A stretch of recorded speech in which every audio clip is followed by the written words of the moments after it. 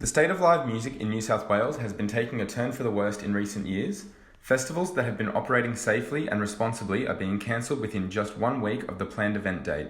This is due to exorbitant last-minute costs placed upon the event organisers for extra police and policing measures to be at the festival. This includes having extra police officers and drug dogs roaming the festival, as well as monitoring the entrance gates.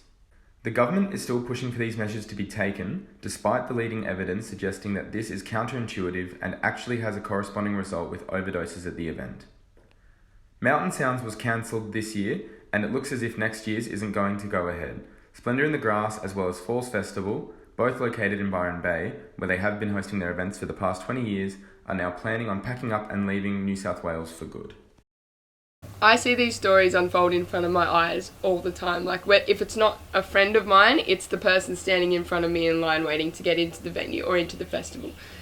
People see an intimidating police presence, and especially the cavalier nature in which they conduct strip searches. I think that's not only unconstitutional, but it's completely unwarranted in many cases. The statistics speak for themselves on that. I think another big issue is that there's just not a lot of proper drug education. There's a lot of don't do drugs, there's a lot of abstinence from drugs education, but there's no here's, if you're going to take this drug, how should you take it? What should you be looking for? What kind of warning signs should you be keeping an eye out for? I think that's something that could benefit, because you just hear about people doing obscene amounts of anything over the weekend, and you're like, why are you doing this to yourself? And the problem is that they just don't know any better.